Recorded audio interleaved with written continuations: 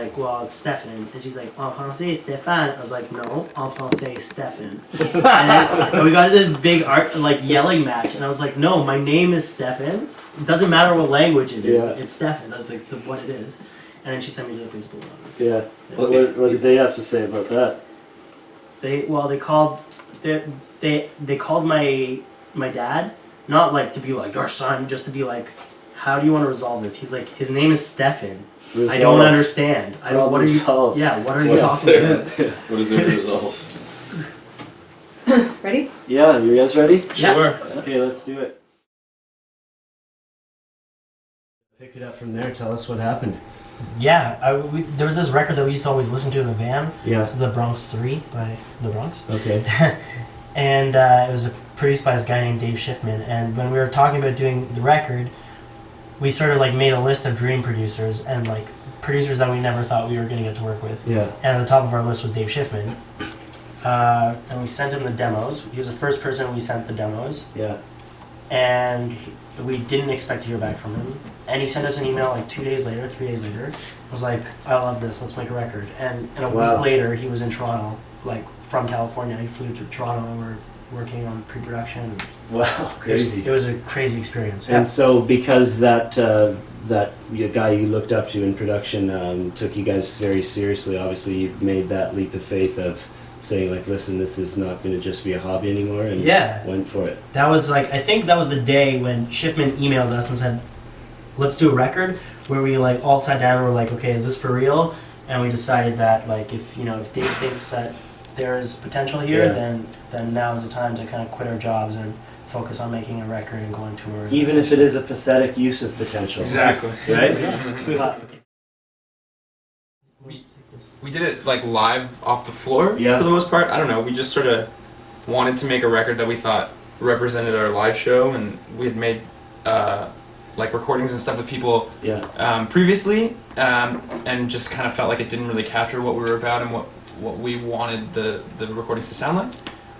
And so Dave was totally down, and we just like got together every day and like played the songs and tried to make it sound like the best live show. That was like what Dave kind of tried to push us to do. I think the best example is like we had one of our simplest songs, Back Against the Wall, is also one of our oldest, and we were recording that, and he was listening in the booth and he's like, it sounds like you guys are thinking about it too much, like just go off the rails, like just like and so it took us like 15 tries to, like 15 takes to do that, and like I think we finally got so frustrated by playing it that we just killed wild out, just like like live. Hopefully that comes across. And he was like, that was perfect, and it sounded like, to us it sounded like shit, but it's like in hindsight that's exactly the spirit that we wanted to capture.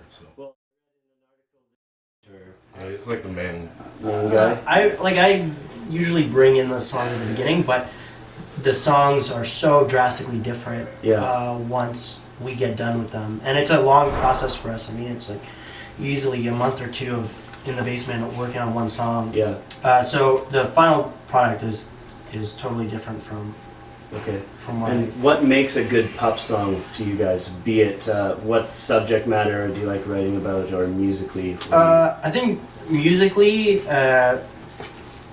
one of our philosophies is like try to make songs sound weird. Sorry, try to take weird songs and make them sound normal. Okay.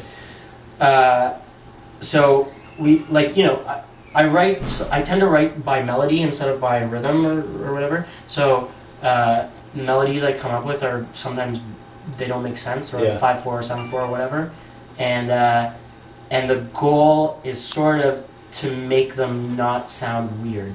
So like make them sound like a punk heavy rock song that to the average listener they realize something's a bit cool and unique, but they can't put their finger on it.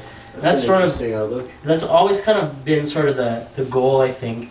And in past bands that I played in, like the band members would take the melodies that I've written and just box them into 4/4 or 3/4, and these guys are not like that. They hear it in a totally different way than I hear it, and in a totally different way than I think most people would hear the songs.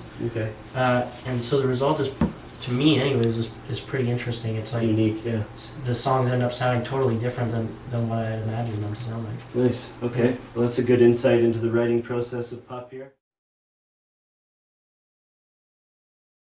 Like, We were just in Washington D.C. yeah, a couple weeks ago, and we played with a really awesome band called Type Fighter. Type Fighter. Yeah, and they just like were the nicest dudes, and we like Okay. got drunk and stoned with one of the guys from the band and just like partied afterward. pie. And- yeah, he like Nice. works for a gourmet pie company when he's not like Yeah, writing Just bought songs. chicken pot pie. It's like 4 in the after Oh, morning. savory pies. Yeah. Yeah, it was So good. amazing, and they have a record coming out. I think in April Okay. sometime, and they're super cool. And the Type record's Fighter. really good. Yeah, the Is record that is a- awesome. Purposeful Star Wars play on words, or?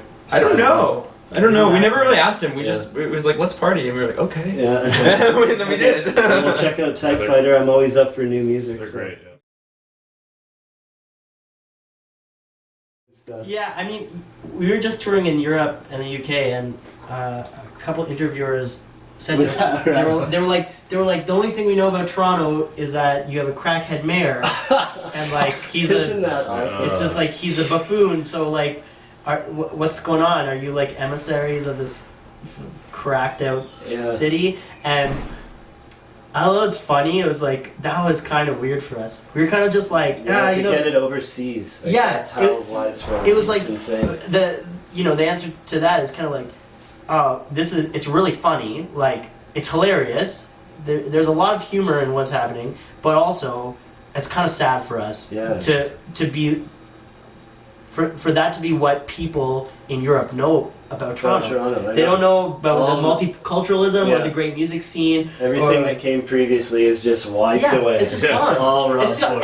and it's hilarious because, like, you know, we've all had a good laugh. Yeah, But but it just it's- keeps going on a it's little tough. too long. And right? he's just such an asshole. yeah, Yeah. yeah. It's crazy what's going on. I Is heard that- he was on Kimmel. Like, Yeah, he's like killing. was he on last night? I don't know. I Or don't tonight. I think he's on tonight. Yeah, But I mean, to yeah. put him on live TV, that's just who. Yeah, I mean, what the hell? But Kimmel's gonna make the best of it. Yeah, Like, I'm there's sure. no He's question. pretty good with that. Yeah. Okay, well, like I said, you guys ripped it up at the Commodore. I can't wait to see you in this venue. And check out PUP, self-titled debut, out now. So Thanks thanks a lot, for Brandon. being here with us, guys. Cheers. Yeah, thank you. Thanks.